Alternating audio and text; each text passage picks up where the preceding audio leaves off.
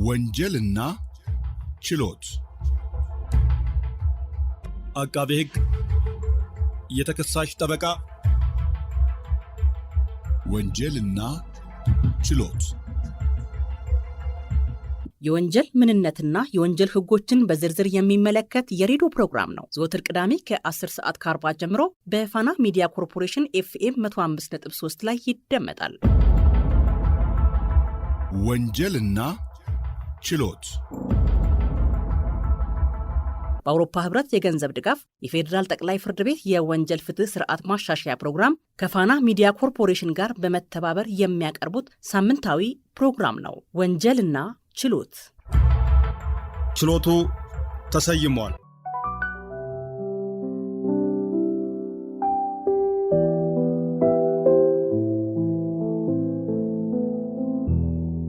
የስም ማጥፋት ወንጀሎች በዓለም አቀፍ ደረጃ እንደየሀገራቱ የተለያየ አተገባበር ሲኖራቸው ሀገራት ከፍትሐብሔር እስከ ወንጀል ተጠያቂነት የሚያደርሱ ወይም በሁለት የሚዳኙ ህጎችን በማውጣት በስራ ላይ ሲያውሉ ይስተዋላል። ብዙ የምዕራባውያን ሀገራት ከስም ማጥፋት ጋር ተያይዞ ለሚደርሱ ጉዳቶች የፍትሐብሔር ውሳኔዎች ላይ ሲያተኩሩ፣ አንዳንድ ሀገራት በተለይ በካሪቢያንና በምስራቅ አውሮፓ የወንጀል ቅጣቶችን ይደነግጋሉ። እንደዚሁ ሌሎችም ሀገራት በስም ማጥፋት ወንጀል ሰዎች የሚጠየቁ ከሆነ በዓለም አቀፍ ደረጃ እያደገ የመጣው ሀሳብን በነጻነት የመግለጽ መብት ላይ ያልተመጣጠነ እገዳ ነው ሲሉ ይከራከራሉ። በተለይ ይህን ሀሳብ መነሻ አድርገው የሚሟገቱት የፕሬስ ነጻነት ተሟጋቾች በስም ማጥፋት ሰበብ የሚወሰኑ የወንጀል ቅጣቶች ሀሳብን በነጻነት የመግለጽ መብትን በእጅጉ ይጋፋሉ ሲሉ አምርረው ይወቅሳሉ። ይሁንና በሀገራት ደረጃ ጥቂቶቹን ስናይ አሜሪካ ስም ማጥፋትን እንደ ህዝባዊ ስህተት አድርጋ ትመለከተዋለች። በእንግሊዝ ደግሞ የስም ማጥፋት ወንጀል የረጅም ጊዜ ታሪክ ያለው ሲሆን በጽሁፍ፣ በቃል ወይም በሌላ መንገድ ስም ያጠፋ ሰው ይጠየቃል። እሱን የመከላከልና ወንጀለኛ አለመሆኑን የማረጋገጥ ሸክሙ በተከሳሹ ላይ ይወድቃል ማለት ነው። በደቡብ ኮሪያ ደግሞ እውነት ለስም ማጥፋት መከላከያ አይሆንም። የተላለፈው ቃል ሌላ አይነት መልእክትና የአንድን ሰው ስም የሚያጠፋና መጥፎ እንዲመስል የሚያደርግ ሆኖ ከተገኘ ምንም እንኳን ፍጹም እውነት ቢሆንም ድርጊቱን የፈጸመው ሰው ከተጠያቂነት አይድንም። ወደ ሀገራችን ኢትዮጵያ ህግ ስንመለስም ደግሞ ስም ማጥፋትና ሐሰተኛ ሐሜት በወንጀል የሚያስጠይቅ ድርጊት ሆኖ እናገኘዋለን። በስም ማጥፋት ወንጀል ተጠያቂ ለማድረግ ድርጊቱ የተፈጸመበት ሰው በህይወት ያለ፣ የጠፋ ወይም የሞቱ ሰዎች እንዲሁም በህግ ሰውነት በተሰጣቸው ድርጅት ላይ ሊፈጸም እንደሚችል ከወንጀል ህጉ አንቀጽ 607 መረዳት ይቻላል። ሰላም አድማጮች፣ በዕለቱ የወንጀልና ችሎት ዝግጅት የስም ማጥፋት ወንጀልና የሐሰተኛ ሐሜትን የወንጀል ተጠያቂነት ከህግ ባለሙያ ምላሽ ጋር የምንዳስስ ይሆናል። ምህረት ሙልጌታ ነኝ። አብራችሁን ቆዩ።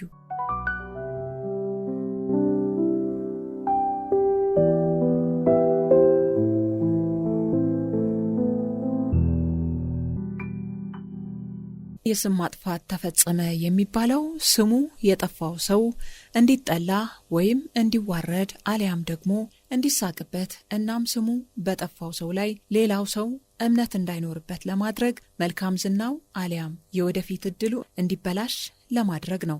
ይህን ያደረገው ሰውም ጥፋተኛ ነው። ለምሳሌ ተላላፊ በሽታ ሳይኖርበት እንዳለበት አስመስሎ ማውራት፣ ነጋዴ ከሆነ ደግሞ ምንም አይነት ኪሳራ ሳይገጥመው እንደከሰረ አድርጎና ብዙ ዕዳ እንዳለበት ወሬ ማናፈስና እነዚህን የመሰሉ ስምን ማጥፋት እንደ ምሳሌ ልንጠቅሳቸው እንችላለን። ወይዘሮ ሜሮን ብርሃኑ በፍትህ ሚኒስቴር የንቃተ ህግ ትምህርትና ስልጠና ዳይሬክቶሬት አቃቤ ህግ ናቸው። ስም ማጥፋትና ሐሰተኛ ሐሜት የወንጀል ተጠያቂነት በኢትዮጵያ ህግ እስከምን ድረስ ነው? ሐሳብን በነጻነት የመግለጽ መብትንስ አይገድብም ወይ ስንልም ጠይቀናል። ማንም ሰው ያለ ማንም ጣልቃ ገብነት ሐሳቡን የመግለጽ ነጻ መብት አለው። ይህ ነጻነት በሀገር ውስጥም ሆነ ከሀገር ውጭ ወሰን ሳይደረግበት በቃልም ሆነ በጽሁፍ ወይም ደግሞ በህትመት ስራዎች በስነ ጥበብ መልክ ወይም ደግሞ በመረጥነው በማንኛውም የማሰራጫ ዘዴ ማንኛውንም አይነት መረጃና ሐሳብ የመሰብሰብ የመቀበል እነዚህንም ሐሳቦች የማሰራጨት ነጻነቶችን በህገ መንግስታችን አንቀጽ 29 መሰረት ተደንግጎ ይገኛል። በተመሳሳይም በዚህ ህገ መንግስታችን ስር የፕሬስ እና የሌሎች መገናኛ ብዙሃን እንዲሁም ደግሞ የስነ ጥበብ ፈጠራ ነፃነት መረጋገጡን ያስቀምጥና ነገር ግን የሰውን ክብርና መልካም ስም ለመጠበቅ ሲባል ሀሳብን በነፃነት የመግለጽ መብቶች ላይ የተለያዩ ህጋዊ ገደቦች ሊደረጉ እንደሚችሉም በግልጽ ደንግጎ ይገኛል ማለት ነው። በዚህ ገደብ አማካኝነት በህግ ጥበቃ የተደረገላቸው የሰዎች መልካም ስምና ክብር ላይ ስም ማጥፋትና የሐሰት ሐሜት ተደርጎ በሰው ክብር ወይም መልካም ዝና ላይ ወንጀል ተፈጽሞ ሲገኝ ስም ማጥፋትና የሐሰት ሐሜት ወንጀል ብለን ተጠያቂ ማድረግ እንችላለን ማለት ነው። ስም ማጥፋትና የሐሰት ሐሜት ወንጀል ምንነትን ስንመለከት በወንጀል ህጋችን በግልጽ ስም ማጥፋትና የሐሰት ሐሜት ትርጉሙ በግልጽ አልተቀመጠም።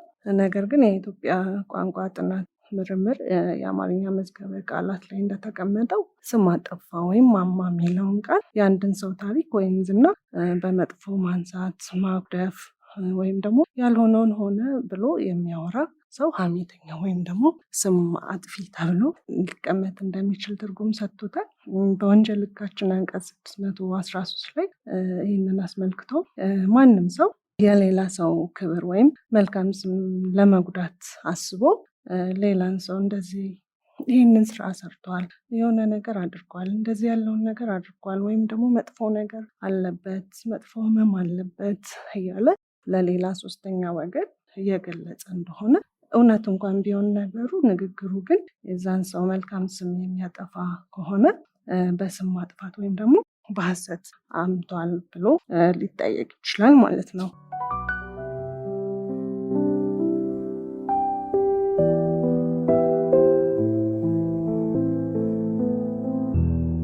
የድርጊቱ ፈጻሚ ሌሎችን ሰዎች የመጉዳት ሀሳብ ባይኖረውም እንኳን ስም ማጥፋት ድርጊቱን መፈጸሙ ብቻ ጥፋተኛ ሊያሰኘው ይችላል።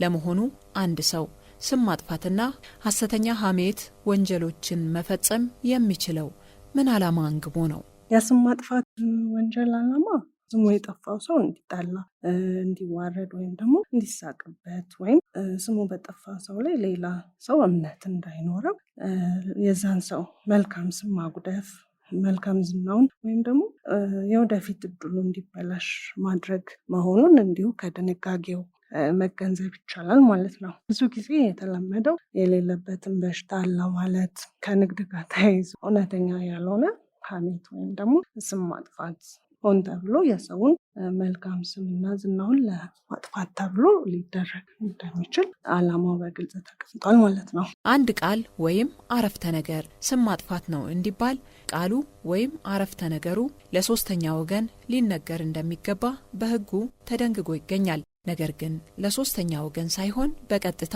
ለተበዳዩ የተነገረ እንደሆነ ነገሩ ከስም ማጥፋትና ከሐሰተኛ ሐሜት ይልቅ የወንጀል ድርጊቱ ወደ ስድብና ማዋረድ ሊቀየር እንደሚችልም ወይዘሮ ሜሮን ነግረውናል። በንግግር በጽሑፍ ወይም በሌላ ማንኛውም መንገድ የተገለጸ የስም ማጥፋትና ሐሰተኛ ሐሜት የሚያስከትለው የወንጀል ተጠያቂነት እንዴት ይገለጻል የሚለውም ምላሽ ተሰጥቶበታል። የሚያስከትለውን የወንጀል ተጠያቂነት ስናይ በወንጀል ሕጉ በግልጽ 613 ላይ እንደተቀመጠው ነገሩ እውነት ሆኖ ነገር ግን የሌላውን ሰው ክብርና መልካም ስም በንግግሩ ያጠፋ ከሆነ የግል አቤቱታ ሲቀርብበት በስም ማጥፋት ከ6 ወር በማይበልጥ ቀላል እስራት ወይም ደግሞ ገንዘብ መቀጮ ሊቀጣ ይችላል። ከዚህ ባለፈ ደግሞ የተናገረው ነገር እውነት ቢሆን እንኳን ድርጊቱ የተደረገበት ሀሳብ ግን ለመጉዳት የተደረገ እንደሆነ በተጨማሪ የወንጀል ተጠያቂነትን የሚያመጣ ነው። እያወቀም ሆነ በቸልተኝነት ድርጊቱን ፈጽሞት ከሆነ በሐሰት ሐሜት ከ1 ወር በማያንስ ቀላል እስራትና በገንዘብ መቀጮ ሊቀጣ እንደሚችል ድንጋጌ ያስቀምጣል። ይህ ድርጊት የተፈጸመው በባለስልጣናት ዘንድ ሆኖ ከሆነ ሐሰት ወንጀል ወይም መክሰስ በአንቀጽ 447 መሰረት አንድን ሰው በሐሰት የከሰሰ ወይም ደግሞ የሆነ ያለ ከሆነ ወይም ሰውን በሐሰት ያጠፋ ከሆነ በስም ማጥፋት ወንጀል በተደራቢነት ሊያስቀጣ እንደሚችል ተቀምጧል ማለት ነው። ስለዚህ በተመሳሳይ እንደዚህ አይነት ድርጊቶች ሊፈጸሙ የሚችሉት ከላይ እንደገለጽ ነው በቃል በድምፅ በምስልና በምልክት ሊሆን ይችላል ብለናል። ከነዚህ ማስተላለፊያዎች ዘዴዎች ደግሞ አንዱ አሁን ላይ ኮምፒውተር ሲስተም ወይም ደግሞ የኢንተርኔት ዓለሙ ተጠቃሽ ነው። ወንጀሉ በዛ ከሆነ የተፈጸመው የኮምፒውተር ወንጀል አዋጅ ቁጥር 958/2008 አንቀጽ 13 ላይ በግልጽ እንደተቀመጠው ማንም ሰው ሆን ብሎ የሌላውን ሰው ክብር ወይም ደግሞ መልካም ስም የሚያጎድፍ ጽሑፍ ወይም ንግግር፣ ስዕል፣ ተንቀሳቃሽ ምስል በኮምፒውተር ስርዓት አማካኝነት አሰራጭቶ እንደሆነ የግል አቤቱታ ሲቀርብበት ከ3 ዓመት በማይበልጥ ቀላል እስራት ወይም ከብር 30,000 በማይበልጥ ቅጣት ወይም በገንዘብም በእስራት ሊቀጣ ይችላል ማለት ነው።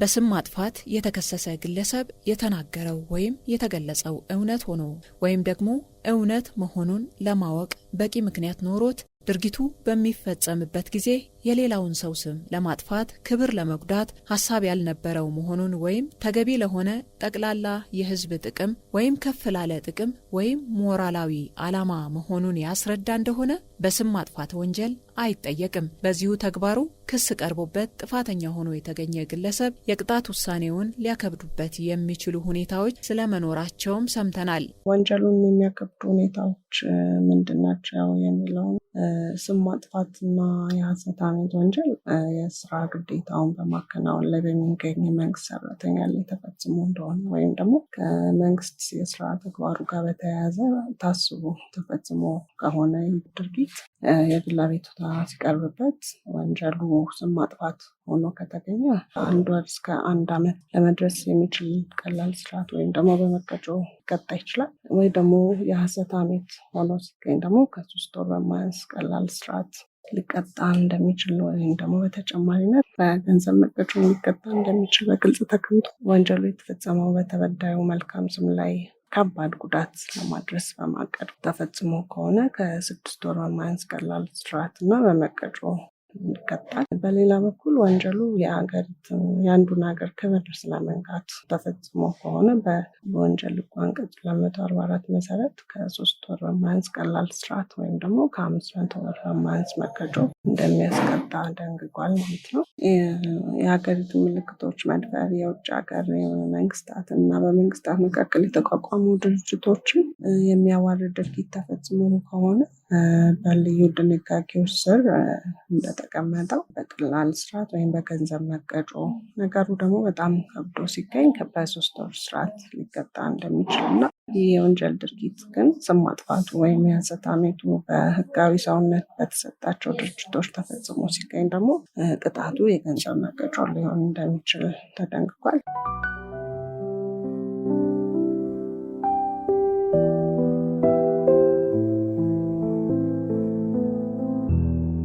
ስም ማጥፋትና የሐሰተኛ ሐሜት በወንጀል ብቻ ሳይሆን በፍትሐብሔር ሕግ ሊያስቀጣ እንደሚችልም ተቀምጧል።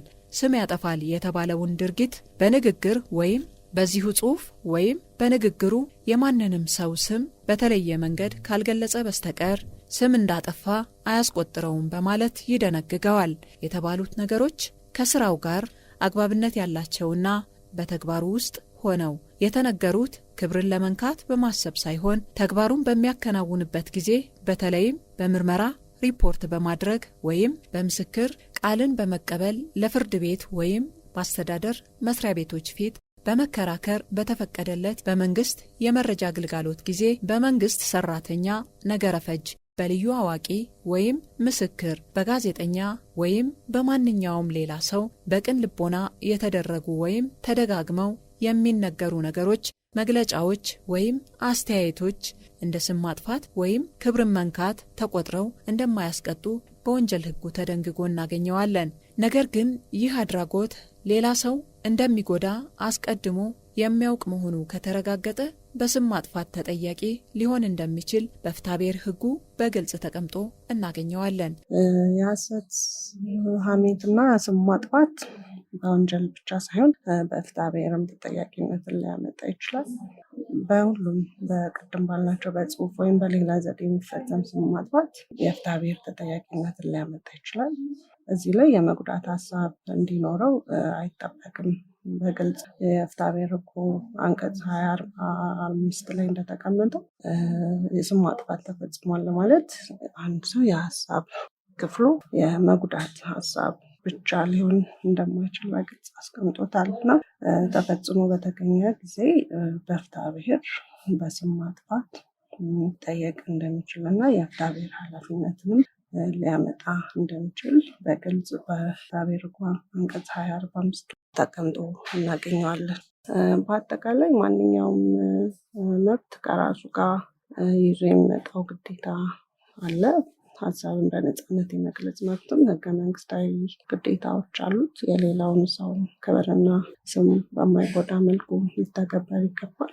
ስለሆነም ማንኛውም ሰው መብቱን በመተግበር ሂደት ውስጥ የሌሎችን ሰዎች ሰብአዊ መብት ማክበር፣ የሀገሪቱን ሰላምና ደህንነት እንዳለበት መዘንጋት የለበትም የሚለውን መልእክት ማስተላለፍ እወዳለሁ።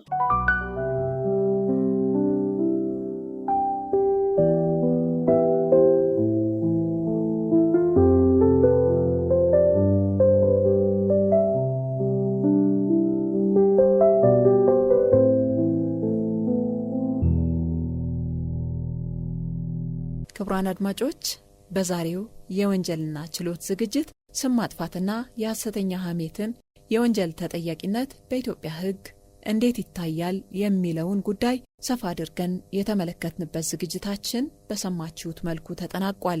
ሳምንት ሌላ ርዕስ ይዤ እመለሳለሁ። ምህረት ሙልጌታ ነኝ። ጤና ይስጥልኝ። ወንጀልና ችሎት አቃቤ ሕግ የተከሳሽ ጠበቃ ወንጀልና ችሎት የወንጀል ምንነትና የወንጀል ሕጎችን በዝርዝር የሚመለከት የሬዲዮ ፕሮግራም ነው። ዘወትር ቅዳሜ ከ10 ሰዓት ከ40 ጀምሮ በፋና ሚዲያ ኮርፖሬሽን FM 105.3 ላይ ይደመጣል። ወንጀልና ችሎት በአውሮፓ ህብረት የገንዘብ ድጋፍ የፌዴራል ጠቅላይ ፍርድ ቤት የወንጀል ፍትህ ስርዓት ማሻሻያ ፕሮግራም ከፋና ሚዲያ ኮርፖሬሽን ጋር በመተባበር የሚያቀርቡት ሳምንታዊ ፕሮግራም ነው። ወንጀልና ችሎት። ችሎቱ ተሰይሟል።